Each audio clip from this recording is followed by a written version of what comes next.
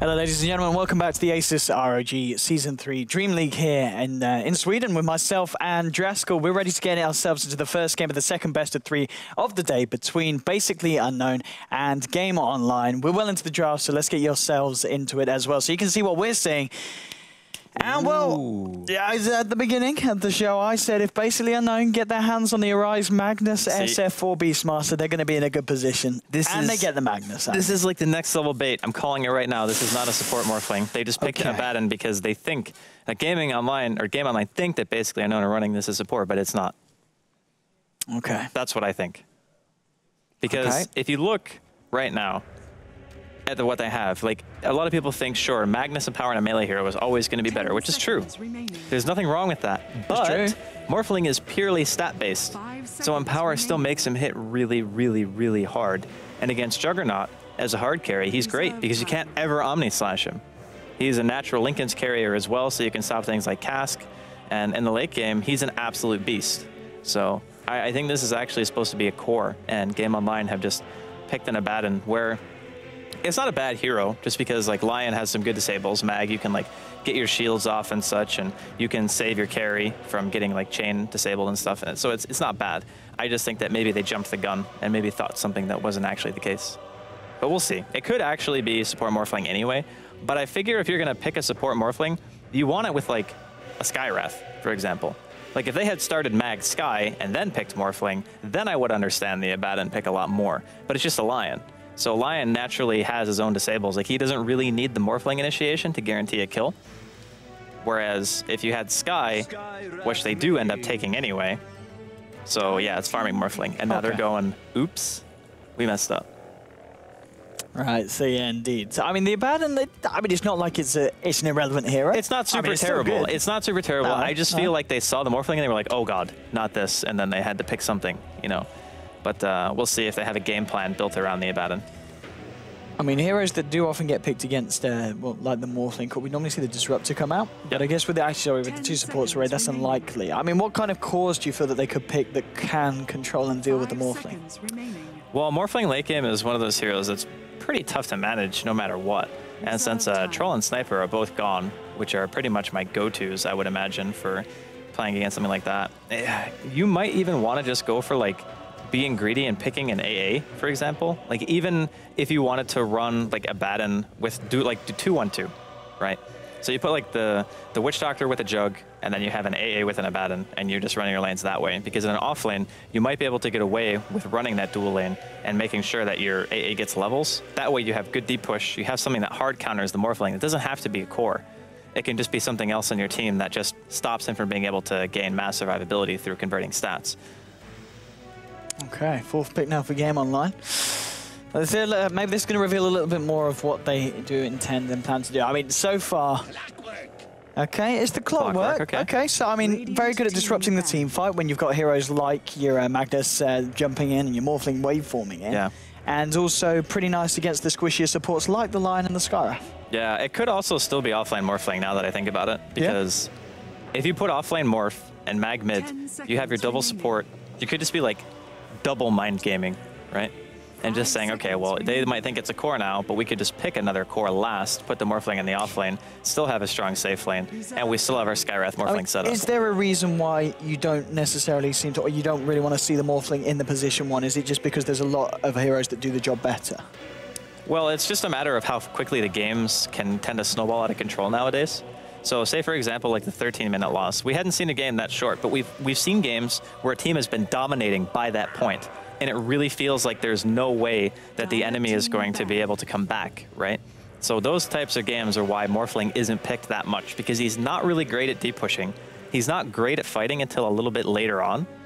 And once he gets to those items like 6-slot territory, he's really scary, like no doubt about it. But it just comes down to the fact that teams are pushing in a lot earlier, like getting the map control and taking away his ability to get to that dangerous point in the game, where you do kind of need the 2 items. So yeah, it was we're going to last pick the Morphling.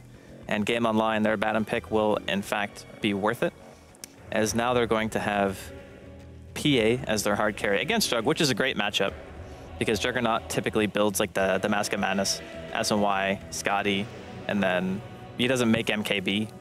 you know, and having 50% evasion against Game Online. They don't have a tremendous amount of lockdown either.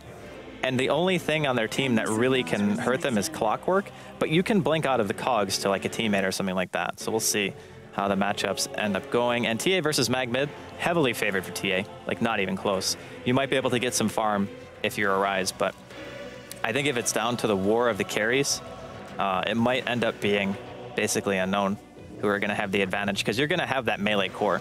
They've gone back to the style that we are very familiar with them playing, which is we're going to get a melee core, we're going to give him power, he's going to farm a lot, and we're going to have some supports who can find kills on their own.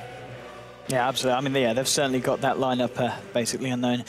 And it's going to be interesting. I mean, yeah, for me, draft-wise, BU, it's all kind of there, but at the same time, Game Online, they've got the defensive capabilities. They've got the heroes like the Abaddon, they've got the Clock, they've got, you know, your cores like the TA and the Jug, both with kind of mechanisms to help themselves defensively when the aggression gets turned on. So, well, it's going to be an interesting one, this one, ladies and gentlemen. So we get ourselves into the second series of the day here at the Asus ROG Dream League Season 3 with myself, OD Pixel, and of course, Draskel himself. On the side of the Radiant today, basically Unknown, Arise will be on his signature Magnus. There's going to be Pure Evil on the support Skywrath. There's going to be your Mind Control off-lane Morphling. And down in the safe lane, it will be Nikobi on the PA, and he'll be supported up by... How are we going to pronounce that lad's name, Draskel?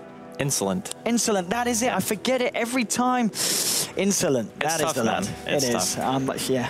Whew. Insolent on the line. Draskel, what are we seeing from the Dire? All right, so Zin's going to be playing his Clockwork towards the middle lane. First, we're going to have Pelican. He's going to be playing the Abaddon Excalibur, a.k.a. Steve. He's going to be playing on his TA. Going to have Zroji playing Witch Doctor. And then finally, Vroksnak is going to be playing the Juggernaut. I don't know why I said it that way. I felt like I needed to add an accent where there wasn't one necessary. Probably pronounced it bang on. Yeah. I don't know, dude. It's probably... I don't even know if it... Is he a Swedish player? Vroksnak? Yeah, it's a full Swedish team, right? I'm pretty sure it is. Yeah, we're getting nods there from Papa Dre. Yeah. How is my pronunciation, Drach? Can I get like a thumbs up? It's not a Swedish word. It's not a Swedish word. We're awful. That's how little we know about Swedish, that we didn't even know that it wasn't Swedish.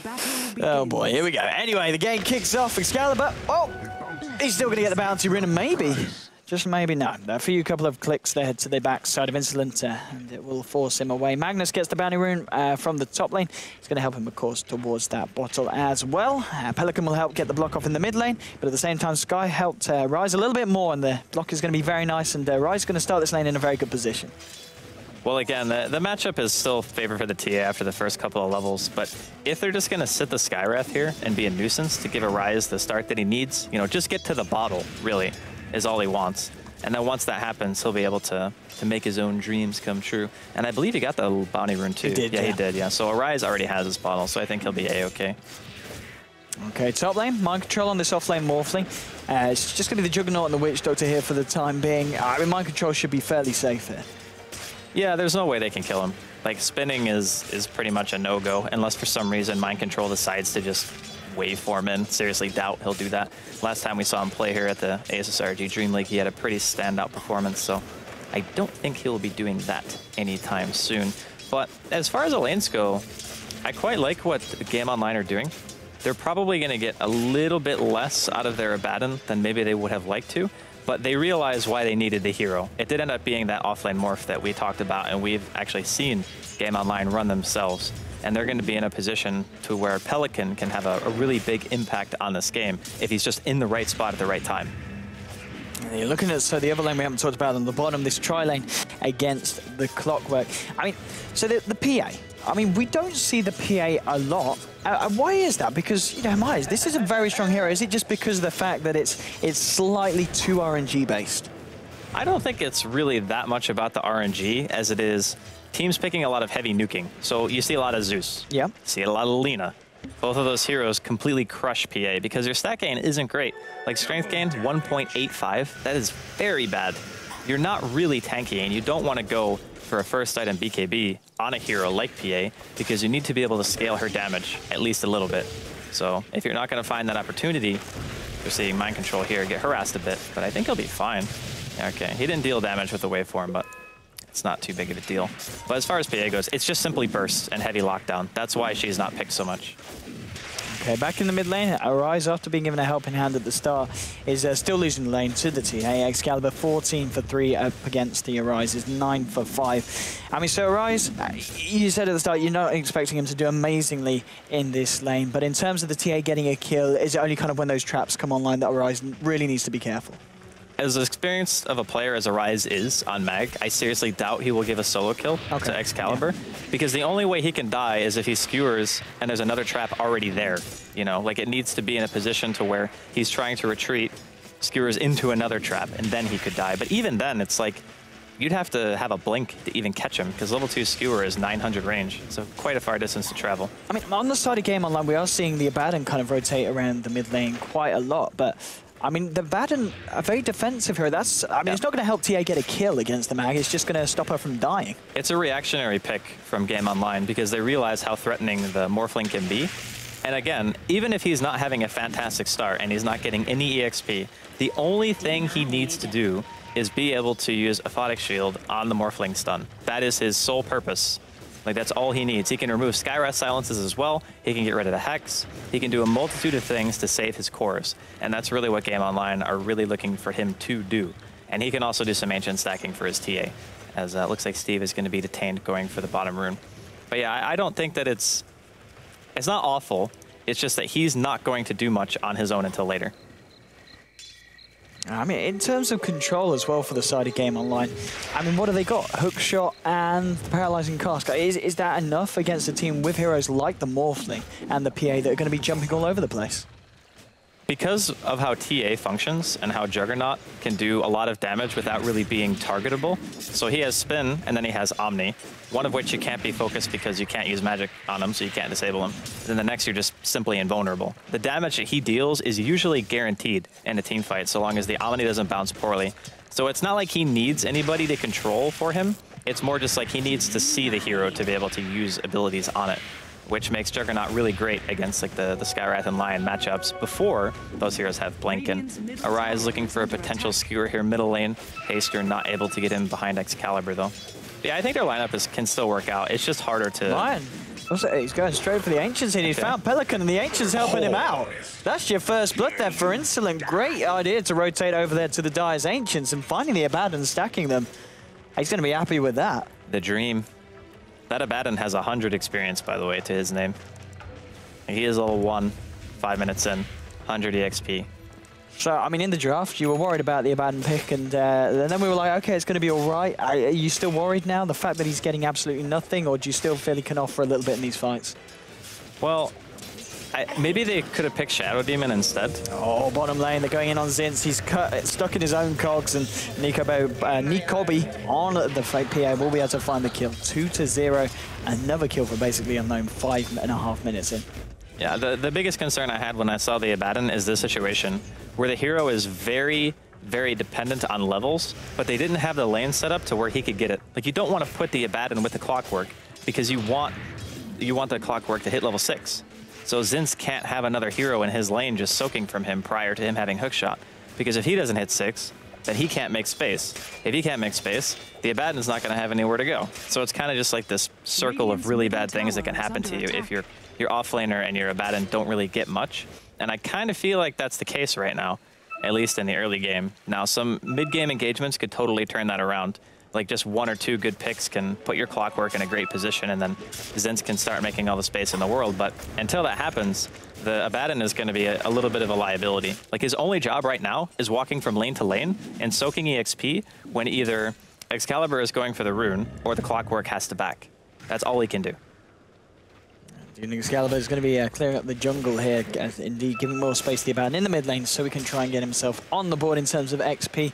Net worth-wise, top of the chart at the moment is this PA 3.2k, closely followed by both the TA and the Jug. Arise just a little bit more behind the TA, obviously having a tougher time in lane, 500 gold behind, but still, I mean, with 7 minutes in, Arise is sitting on 1,500 gold, and as long as there's not any kind of aggression that comes towards the mid lane from Game Online, he's going to have the Blink dagger at a fairly respectable timing. He always has his Blink like 10 minutes or sooner.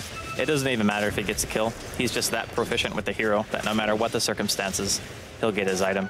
And I do love the fact, by the way, not to totally change the subject, but Game Online have stacked the large camp for TA, so Abaddon can continue soaking, so the hero's not just like totally dead weight, which is the right call, because you can't just have Pelican just having nothing.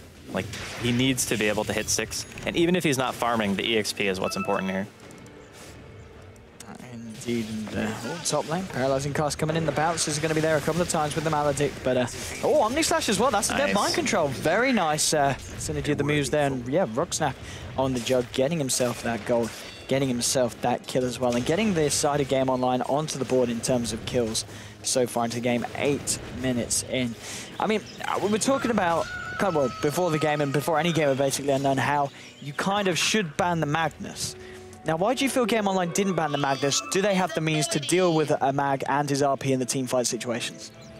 The Abaddon could be nice if he doesn't get any RP, because he can remove the stun. There's not really a lot of heroes in Dota who can just flat out remove a disable, but LC and Abaddon are the ones that you're going to look to. So if you are in a good position, the Abaddon can have big impact. The downside is Aphotic Shield isn't that big of a cast range, so you kind of have to be pretty close. And without being too close, you know, so there's a middle ground there. And Zint's unfortunately not level 6 in this middle lane. Even with the help of Invisibility, he's going to have to wait for Pure Evil to get really, really out of position if he wants to go for this kill.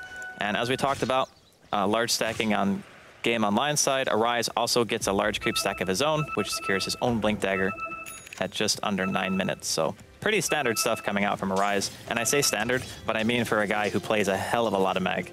Yes, I mean, for a lot of other kind of players, against the TA in the mid lane, you wouldn't expect that kind of timing. But with the blink, let's see if he's able to do what pretty much we see him do every time. This, go into a lane, tier 2, smokes up with the blink, with the backup of a support, and look straight away for a pick off with the RPs. Heading towards the top lane, there's both the Juggernaut and the Witch Doctor up here. I mean, if he gets both of them, this could be pretty tasty. They're pretty close to each other at the moment. And here we go into the dire jungle as they're ready to storm out. Mind Control maybe looking to bait. Pure Evil's going to position himself just to the side shot. And well, there's Zeroji. I mean, they'll take what they can get by the looks of it. If they want to just try and blink in and get this skewer hit, Rise is going to go for it if he can get around the back. Start to make the motion. Zeroji's just a little bit too far. No, there. Oh, it's cancelled. Arise, he knows what he's doing. He knows what he's doing. He won't be able to find the kill, but RP is still kept intact. It was a really nice try to even go for that RP. And he lost vision, right? So he tried to blink over the trees, assuming he might take a path. Oh, the crits! Look at these crits coming through, my friend. He can chase this one down. Pelican, of course, no level 6. He doesn't want to go for it. He doesn't want to go for it. He didn't have another blink, so only level 1 blink, so it's 20 or 14-second cooldown. RP here. That will do the job. Very nice skewer. Gets him to the high ground. That was a really nice play. Not many Magnus players would have the foresight to skewer up to the high ground to prevent any counter TP gank from coming in and just being able to bottle up and TP yourself out. I mean, we're talking about the game of the fast blinks. This Lion, 10 minutes in, he's got about 1,900 gold towards his Blink Dagger. Yeah, well, top is under attack. It's kind of interesting to me that he's actually gotten that much, you know? But I don't know. Not bad at all. I mean, with the Lion and the Magnus Blink initiation, these team fights are going to be very scary. He did get first blood, to be fair. He did. Yeah, I haven't really been keeping track of what he's doing, because it's like, whenever I see the Mag have the Blink Dagger, I'm like always like watching what he's doing, like where he's going, his rotations, who he prioritizes and killing. And Nico just having, he's had a pretty good start. I'm not still so sure about the Mask of Madness, but I'm sure I'll make it work in top lane. Wait for it. Not quite. Very close indeed. Just been able to use the final blood mana there to morph himself. Use Omni Slash there as well, but it wasn't quite enough. Jug and TA, though, still continuing to farm very impressively. 5.7k at the moment on Steve and Jug. He's got 5.4. Clockwork now picking up the Robe of Magi, trying to work towards his Blade Belt. We're going to find Excalibur here in the jungle. Excalibur just going for the Shroud TP. They do have the Skewer, though, to cancel it. Do they have detection? And the answer at the moment is no. Lion's coming in, and if, well, all he needs is an Earth Spike, but Excalibur blinking away, and we'll be able to escape. Oh, there's going to be a dagger. Do they want to try and chase this one down? That's too risky. Yeah. I mean, with no detection, if the Lion maybe had Sentries or Dust, they could have gone for it, but like you said, Insolent already so close to his blink that probably makes more sense for him to just soak up the lane and then get his Blink Dagger up. Both these teams are playing very similar styles. They're just letting their supports farm the lane everyone pretty much buys like lifesteal in the form of Mask of Madness from both teams, and they farm the woods, and then their supports get like their core items up. The Blink Lion, though, I think is going to have more impact than whatever items Orochi can possibly get from sitting in this lane. Because what does he buy, like a point booster for 1,200 gold? That's not really going to have the same influence as 2 Blink initiations. Absolutely not. 3 for 1 at the moment. Basically Unknown still to a very, very strong start in terms of kills. The farm is something that we've got to keep an eye on, though, because Game Online do have the slight edge. Arise with the RP back off cooldown. Seeing if you can find anything for Oxnap. Radiant's bottom tower is under attack. Well, what's the Jug doing at the moment? Yep. He's chilling. He just cut himself a tree and just stood where the tree was. Yeah, he was waiting for the creeps to respawn because it was rolling around to the minute mark. He was just clearing the jungle. And he didn't have anywhere else to go. And since he wants his Abaddon to get EXP, he doesn't want to go there to soak. Okay. So he just waits for everything to respawn. Excalibur farming aggressively. Arise is there. Smoked up. Excalibur will get spotted out. Pure Evil. But nice there's blink. the blink. Yeah, it's going to be hard to catch out this TA Excalibur on point at the moment. I just love that he's playing this way. He realizes a Skywrath isn't level 6. They can kill him, but it's very difficult prior to them having that Mystic Flare, just due to the fact that they don't have many abilities that can just immediately eat through Refraction. But as Mystic Flare is multiple instances of damage very quickly, it just melts it straight away. Mind Control still finding fairly decent levels up in the top lane. We'll get caught up by Paralyzing Husk and the Maledict. Zinz moving forward, does have the hook shot. Adaptive Strike at Rise, TPing in. Has got the RP available, and there's your Skewer. Just using it onto Zinz, Ancient Seal, and the Concussive Shot in the arcade bot coming through. Death Forward being dropped down, and Mind Control taking the crits here from Rocksnack as well. Going pretty deep. Rise getting himself backed up. Excalibur chasing it down, has been hexed up. There's your RP onto 2. Where's the follow-up? There's your Earth Spike holding him in place, but with the fraction on Excalibur, and now the Mystic Flare, Mystic Coil coming onto Rocksnack, keeping him alive. He's going to find himself a double kill. Arise will go down as well to Excalibur. They lose the Skywrath Mage. Also, 4 heroes falling on the side of the Radiant, and what a fight there from Game Online. They go aggressive with the TA.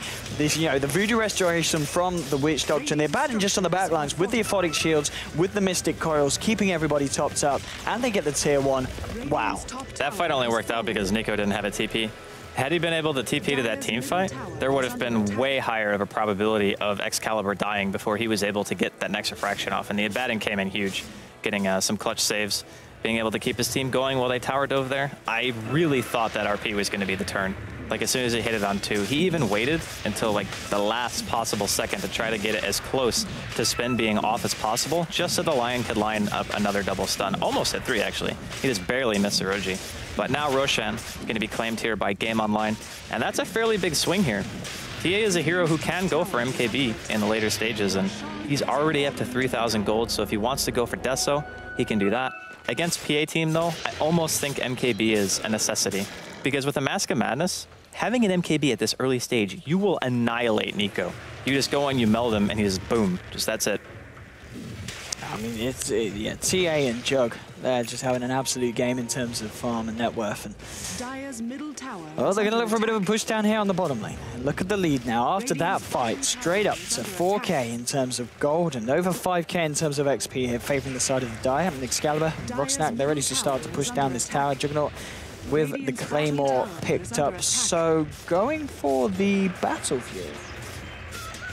Interesting choice. Or Shadowblade. Or Shadowblade. Yeah, he bought the Claymore, so Shadowblade. Shadowblade. He did this before, I want to say. The last time we saw him play it yesterday, right? Yeah, I'm pretty sure it did. Yeah. We did see the Shadowblade, and it won the game. I'm pretty sure. He found a solo kill or 2 on a core, and then they ended up just getting map pressure due to the fact that they were constantly heroes dead. And we're starting to see Shadowblade come in more and more, like mostly from Game Online, but just in these situations where you want to have one hero who has great solo kill potential, who can just have a Shadowblade to apply more pressure to you. That's what it's all about, vision and pressure. And right now, basically Unknown trying to apply some of their own as they're walking up top towards this tier 1, and it looks like Game Online want to fight this. Yeah, they did smoke up, but it did get scouted out by the Radiant Wards. So, I mean, the side of basically Unknown, they are aware that Game Online are looking for this kind of rotation and movement towards the top tower. Rise does have the RP available. In come the TPs. Maybe they can look to turn this. Rise hiding in the tree line. Adaptive Strike onto Rocksnack. There's your Nico will be getting caught out here in the jungle. Therefore gets popped down as well. Be able to blink out to Rise. Nice. They're hiding in the trees. They're having a bit of a party here. They're all ill TP out. Mind Control's left alone. He will go down. So Rocksnack will find the kill onto the Morphling, but everyone else gets out. That was a really nice play from Arise, and then Nico having the foresight to just blink to him in the woods and know that there's no real way that they're going to be able to chase. Even with the trap vision, it didn't matter. It was just too little, too late. And the Clockwork, I guess, did he hit his hook on the Morphling or did he miss? Boom, there he goes. I don't think he hit. Yeah, okay. Because I think he might have scouted into the jungle for it, but nah. Almost close, but no cigar. Yeah. Well, they still get the kill. So. They get something, but they committed a lot of heroes to that. And with Aegis, they really wanted to try to make something happen. Like, you don't just get Aegis with a TA and say, yeah, we're content to kill an offlane Morph, who doesn't really need the farm anyway. Like, you wanted to be able to kill Nico, for example. But it is more time for Excalibur to continue farming whatever item it is he wants to buy. He is going to offer the Deso over the MKB. So Skywrath and Lion, they're just going to go pop. Like, just Skywrath has 0 armor at level 6. 0. And Lion only has 6, and that's mainly because he has Tranquil Boots. So between the Meld and the Desolator, that's what, like minus 14, I think? Yeah, 8. And is it 7 or 6 from Deso? I can never remember. No, it's 7. Oh, 7. Okay, so it's 15, not 14. That's a fair bit of armor gone. Well, considering Skywrath has 0, it's gonna be almost to what a 50% he will damage actually increase? he will almost one-shot the Sky with a Meld, if not one-shot him. See if we see it in action. Vrogsnak coming in with the Shadow Blade. Tier 1 goes down, blink forward, there you go. It wants to. Yeah, so his Meld hit did 600 and something damage. Let's see how it works on the line here. 1. He just like 2-shots them, and he has Blink up because Refraction is on. Steve, please, come on. Yeah. That's just dirty. Double kill there for Excalibur on the TA. And well, we see the PA and Arise. Got a bit of a push themselves. In comes Pelican. He's gonna shield himself up. Mid lane though, Vrogsnak, Excalibur, Roji continue to apply the pressure with the Desolator. They're going to be able to take these towers pretty damn quickly. I mean, the push is certainly there for the side of Game Online now. They have the right-click damage. That's what their team is kind of built around. All of their heroes do primarily physical DPS, which is why I thought that PA, was a great pick, because PA matches up well against heroes that don't normally rush quick MKBs and do mainly physical damage, because you can even miss with Death Ward. We saw it before in one of the matches where I think it was McGraw had a butterfly and he just dodged like 80 million Death Ward hits in a row. But for some reason, basically Unknown just not really able to make their presence be felt here so far, but maybe that's looking to change.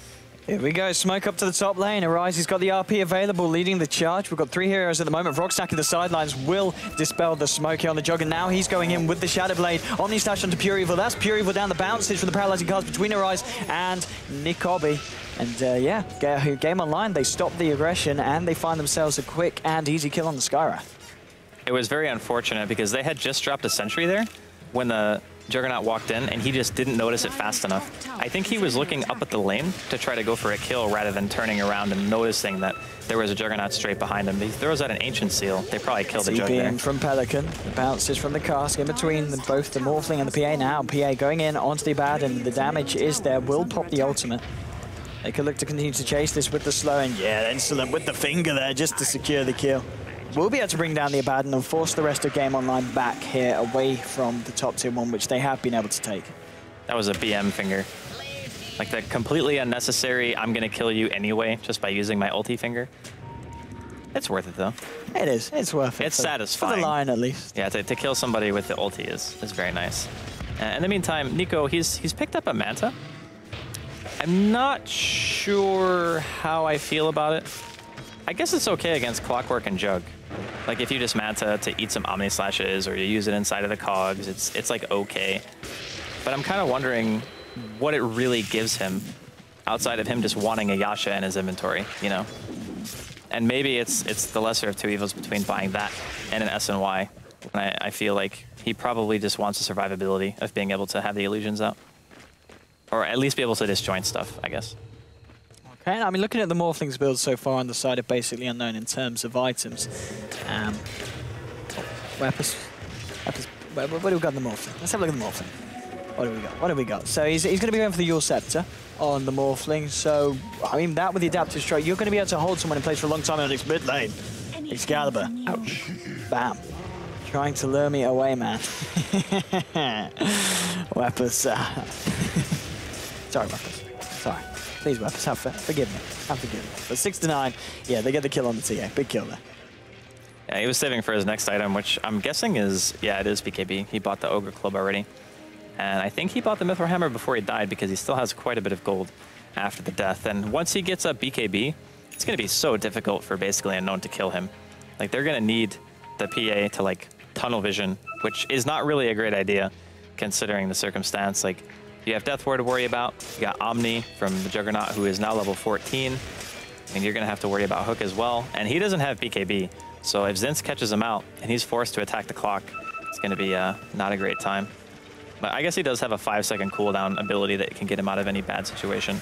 So maybe the PA is like the fallback mechanism here for basically Unknown. A couple of good RPs with the empowered PA, a couple of crits, you're in the game. Like, that's all you need. And I mean, so looking at the PA, what do you feel that she kind of needs to build after? She's going Scotty, I think. Straight for the Scotty. Yeah, I think she's. Yeah. This is a build that I don't know who did it first, but I remember Hani doing it a long time ago, and he would go like Phase Aquila, Mask of Madness, and then straight into Scotty.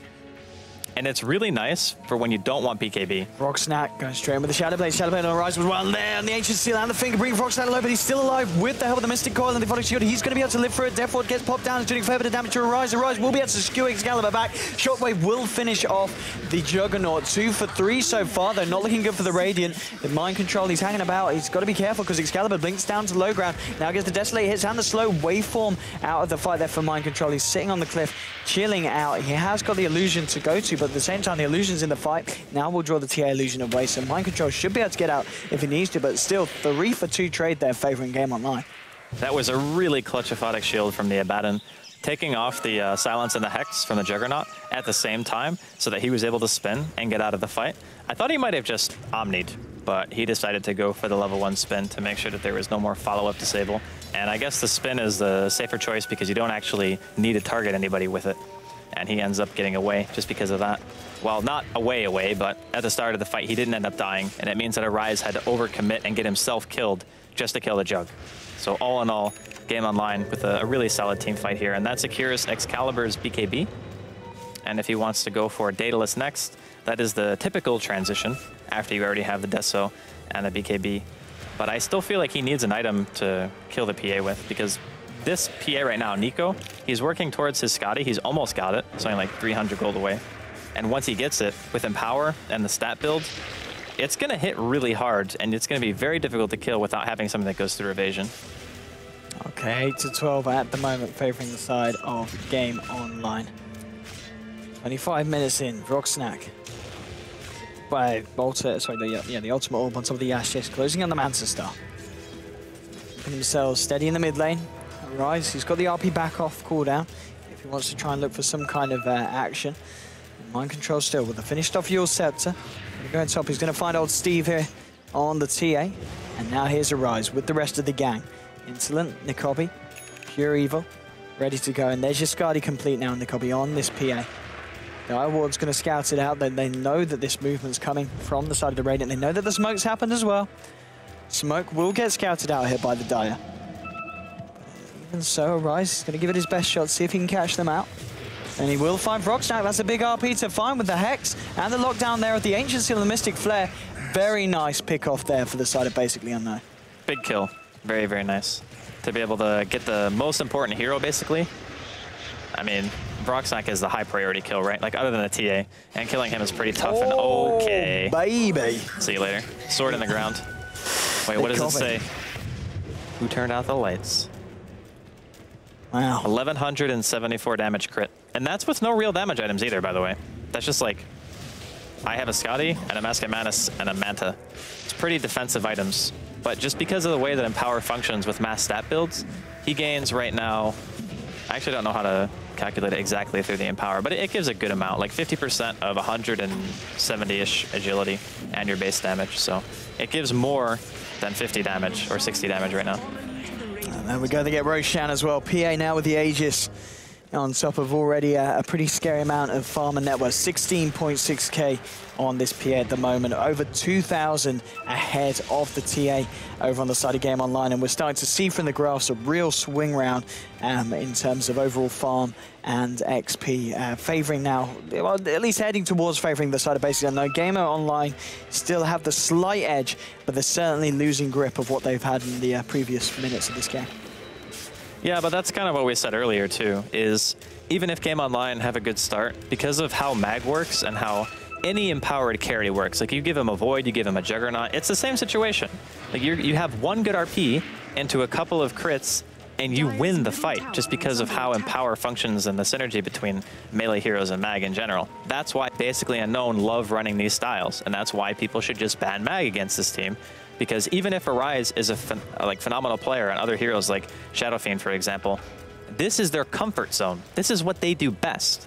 So giving them the opportunity to run this composition, I feel is not necessarily like an oversight from the enemy team, because clearly they know. They've done their research. It's just, is it really worth it, giving them something that they're so familiar with?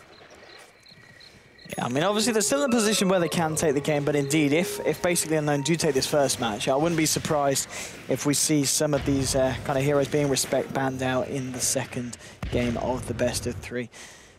Top lane, they're still grouping up again. Side of Basically Unknown. They're going to try and find themselves another pick-off, perhaps, if they want to go straight down the mid and force a fight. Probably leading the charge here on the PA, still has that double damage active. It's going to be a very hard fight for Game Online to come into if they want to try and defend this tier 2. Good flare coming in from the sidelines, and Nicobbe straight onto the tier 2. And it will fall very, very quickly indeed. Excalibur continues to farm with that Demon Edge. Almost certainly, indeed, as you were saying, now looking for that MKB. Yeah, the MKB is key here if you want to try to kill the PA. But I think it might even be too late at this point. Like, Nico is a beast. He's got his Aegis up. He's just beating away on this tower. He's got double damage. He's got Empower. DD's going to be wearing off soon, but that doesn't really matter a whole heck of a lot. But yeah, it's 85 damage for an Empower. Like, it's insane how much that gives you. Like, just having the freedom to make items that give you this survivability without having to go for BKB early. This is such a strong push. I mean, Excalibur blinks in, gets a hit onto Nico. Yeah. The Cask will bounce the hook shot, though. It will miss. Not going to catch anyone. He's actually very lucky that meld didn't miss. Because if that didn't miss, he would have been at full health still. But now he has to go to the jungle just to heal up by life stealing. So they just go for the tier 2, I guess, instead. But that's just tier 3 for no commitment whatsoever. There was nothing that Game Online could do to stop that. I mean, in terms of kind of what's on the plan for Game Online, they've still got this Jug and this TA, who is farming pretty well. I mean, the Jug's starting to fall off in terms of farm. I mean, he's 7,000 behind the PA. Yeah. Steve, though, on the TA, he's still having a pretty good game, but you just feel the MKB bar, when it comes out, there's just going to be the control and damage from Basically Unknown that unless his positioning is impeccable in these team fights, he's not actually going to be able to achieve that much with it. Well, yeah, I mean, that's the worry, is if you only have to RP the TA, then it makes Arise's game so easy, because you just RP the TA, because he's the one threat to your Phantom Assassin, and then you just kill him. And I mean, really, if he gets RP'd and the Abaddon isn't in a good position to help him, which he will potentially get skewered away, then he's a goner. And if the TA is dead, you have no physical way of killing him anymore. And the farm difference, even between like the Juggernaut and the PA, he's doubling Frogsnack's CS just because of Empower. Boom, there it goes. His net worth is double the Juggernaut's. Like, it's not because Frogsnack isn't good at farming, it's just because you gave them Mag. Like, why? Why? Oh, and It's, I don't know, it's a question we ask pretty much any team that goes up against the side of Basically Unknown and don't ban the Magnus. I mean, maybe, they see all the other teams don't do it and lose, and they're like, you know what?